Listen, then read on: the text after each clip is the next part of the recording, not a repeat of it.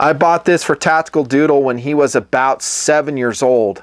It was a commemorative Ruger Mark II 4-inch barrel, old school commemorative pistol. Since then, I have modified it with a backlight upper, silencer coast Sparrow suppressor, Duracoated and multicam. It was running on a Savage bolt gun for a while, 22. Watch that review, posted like 20 years ago. Seems like it. Great pistol, reliable, accurate, not super light though. You know how the Ruger Mark IIs were. They are heavy. The backlight helped a lot though. And it's accurate, reliable, fun to shoot, a collectible for us. This is Tactical Doodle's pistol, by the way. And then we have the Cutlery Shop Special Edition Endura 4 in the orange black camo. I don't even know if he still has these. If they are out there, I'd probably order them up. They'll be gone. Hap 40 steel again. Zip tie mod. Love that knife. Oh, it's so cool. Y'all should always have an Endura. Y'all should have a Delica in your lineup. Pissed off owl patches, some other stupid stuff, nothing fancy, big cartel. And then check this out. I can't believe this happened. I just noticed it as the camera started rolling. I'm totally color coordinated today. You know me and style, right? Guys who watch the project go, nothing fancy. Dude, you just don't care about style, do you? And generally the answer is, you are correct, sir. I don't. I don't give a crap about style. But today it just happened. Gray pig gloves, gray NATO strap with a flash of light blue running through it. And on this wrist, I always wear my what? Series 2 Apple Watch. That's correct. Which isn't a watch, it's a wrist computer, messaging, can make phone calls through it. How cool is that? Timing functions, basically asking Siri questions. It's a wrist computer. Oh yeah, you can show time too. I don't run this face very often. Other face I have on it, I just don't want the whole world to see what data I have on it. So I always go to this face for the reviews. And then a gray sweatshirt top. Gray, gray, gray. I'm ready for the fashion runway. All right, and then on this wrist, not a Timex product, by the way. And yeah, I will eventually review this Timex watch. It's pretty cool. Momentum Field Walker, 44 millimeters. Running a Italian leather NATO strap. The strap did not come with it. Very comfortable, very cool. Great watch. Quartz, they make it in automatic, but it's pretty expensive. Links below, bros. Okay, so nice intro, out of genre, knife, gun. I'm just showing the EDC setup. And then I'm going to intro with this watch, actually, not the Timex. We'll get to it. This is a Hall of Famer Casio. I reviewed this about 8 months ago. I have not yet posted the WRV because, well, Patreon guys love watch reviews. Well, not all of them. Some of them do. I have a hardcore audience that really loves them. Love you guys. And I'm pretty much doing these WRVs for Patreon at this point. I will go live on the main channel, but very, very poor support on the main channel with flack issued on WRVs. So, yeah, I don't like that. So I just keep doing them. But the answer why I haven't posted it, I have to tell you that. Why haven't you posted it? Because I can't post 5 watch reviews. It just, the main channel guys get all upset about it. I still love watches, you love watches, because you're awesome. But eventually I will post this. This is a Casio PRG 550B in the Pro Trek lineup. It's ABC functionality, altimeter, barometer, compass, solar powered, non-atomic, it's AnaDig, and you have this LCD display, and then you have the analog time. Very cool. Has kind of the small face syndrome going on here, which we see with a lot of larger case watches of all makes and descriptions. By that I mean the effective hands are very small, the effective face is very small. I would have liked it, and I said this in review, if they would have just got rid of that chapter ring right there. Pitch it.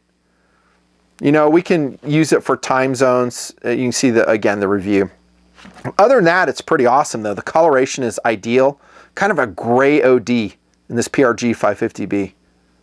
Very technical, outdoorsy looking. The band is phenomenal. I think this is a JDM only variation on the Casio PRG 550. It's only going to go up in value if I keep this nice. It's a cast member now. I do wear it, but it's in the rotation with a lot of other watches. Love, love this watch. But the reason I'm showing you this watch right now is, one, it's awesome. It's always fun to revisit awesome watches. Super lightweight, solar power, what's not to like? But it's rather expensive, and it's going to go up in price, like I said. Let's just call it around $200. So a lot of the dudes watching this video who like Casio go, well, that's a great watch, but I don't want to go out and spend $200, $250 on a PRG 550. And I haven't checked on the price. They might be up to $300 now, especially the JDM variations. They're just going to keep going up and up and up.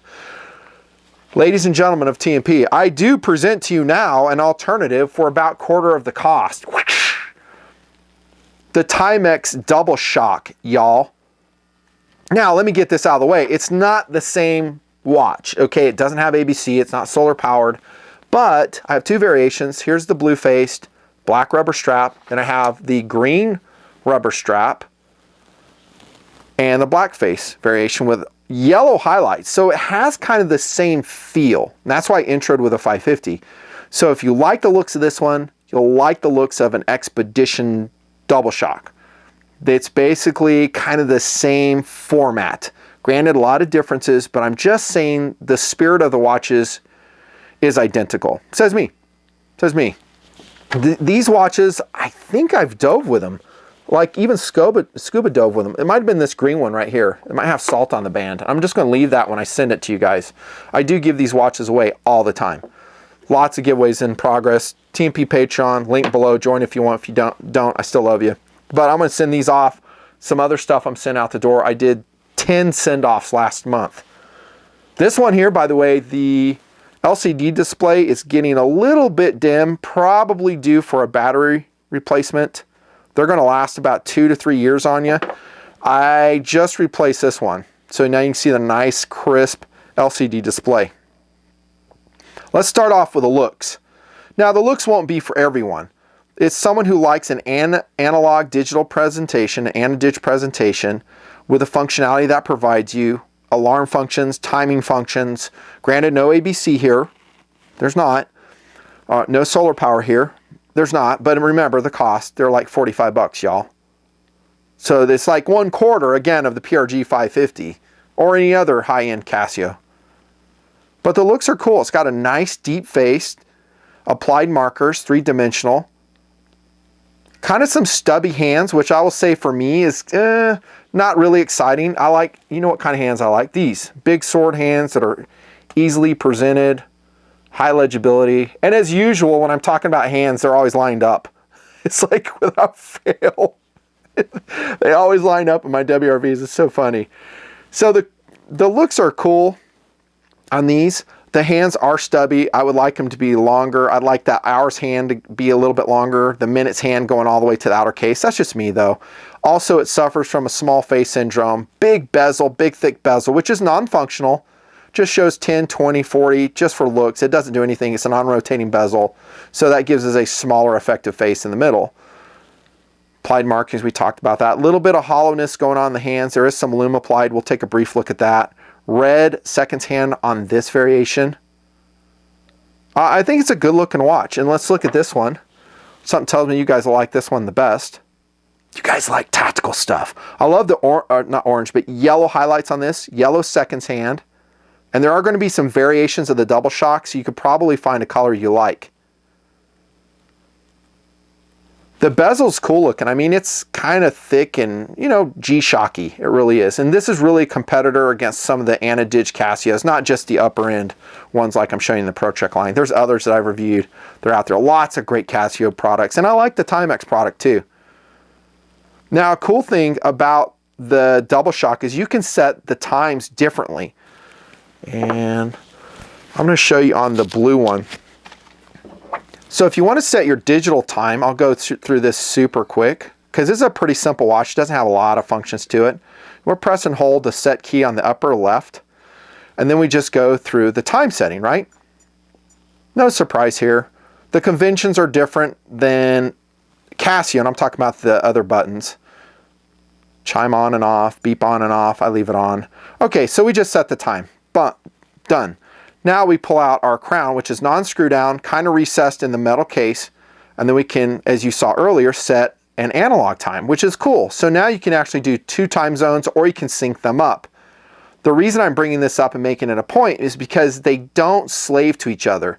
Some of the Casio watches, they do, the upper end ones. So if they have an AnaDig presentation like the Gravity Master, the Golf Master, if you change the digital time, then the hands will follow suit. And then if you want to change or look at a different time zone, you go to the WT, I'm talking Casio, world time function. This is not that way. It's very basic, but it's kind of good in a way because it's simple. You can match your analog time up to your digital if you want. If you don't do it. Then we go through the mode key. We have a timer function here. This is your start, stop, and then looking in the manual, there's all types of funky splits and resets. This is always confusing to me. And again, since I'm running a wrist computer, I never mess around with that stuff. This is where I'll time anything these days. I shouldn't say always. If I'm wearing a Pro Trek or a Gravity Master or a Mud Master, I'll use that. Those timer functions are awesome. And then to reset on the double shock, let me stop it first. I think you just press and hold this one. There we go. And then if you look on the back, somewhere around here, oh, it's on the face. You can see that's labeled start, stop, INDIGLO. We'll look at that. Now notice that I went to timer function, I pressed it once and it took me back to my home screen. That's cool, but it doesn't give you a different beep like Casio does. So like when you go back to the home screen, it'll go deep, a different chime. It doesn't do that here. Chronograph, there's your timer function. You can set that up and run it however you want. Your alarm, I think it has more than one alarm. And then you go back to your main screen. Now you can change that to a representation of time. I think you just press and hold one of these screens. Maybe this side, I always forget which one is. Like you press and hold it forever and then it'll swap over and show you a representation of time. And then you can also just press it momentarily like that and see it. Anyways, you guys get the picture. This button does nothing but INDIGLO. And let me shine this on the hands. I think the hands do have lume on them. I could be wrong though, so many watches. I wouldn't expect the lume to be fantastic, except INDIGLO is super cool. Look at that. I love INDIGLO. There is lume. INDIGLO is super cool. Look at that. And as long as I'm holding it, it illuminates. Notice also the LCD screen is illuminated. So kudos to Timex on a $45 watch. INDIGLO with lume on the hands. That's pretty sick. I mean, that is a lot of value. Better than a lot of the other watches I brought to table. I'll look at this OD one real quick, just for looks. I showed you the face already, but I didn't really show you the straps or the case back. 4-screw variety. Again, it was easy to replace a battery. Wasn't tedious like some of them. Some of them have these little tiny itsy bitsy screws that have to come out so I can put a battery in. And then I'm worried about popping that screw out and it going on the carpet, it's gone forever. Just give me a simple retention clip. I've said that before. And I think if I'm remembering right, I might even have a picture for you. The Expedition Double Shock did that. It was a really easy battery replacement and it maintained water resistance. There was no damage to the O-ring, or it was easy to seat back in. I think you have 22mm lugs on this one. So if you want to get rid of this, what I think is a pretty good rubber strap by Timex, signed even, frosted, you can. But I really like the rubber straps on here. I think they're cool. They really are. It's going to be kind of a bigger watch. So let's measure it right here super quick. And I won't count the crown, and this is imprecise. We'll call it 47 to 14 by 50. My feeling is if you have 6.5-inch wrists or higher, you can run this double shock and it'll work just fine for you. Let me show you what it looks like on my wrist, even though I'm taking off my fashion coordination right here. That's sad. There you go. Doesn't look too bad. I have 7.5-inch wrists, just so you know. 7.5-inch wrists. So that's that one right there. Very cool. It kind of sticks up a little bit, but not as much as you'd think. I think that PRG 550 is a much thicker watch, so it would interfere with your cuff or your dressing probably a little bit more. There's your favorite one. I know you guys are gonna like the black and OD one. Looks pretty cool. Pretty cool. Here's the strap on this one, just black.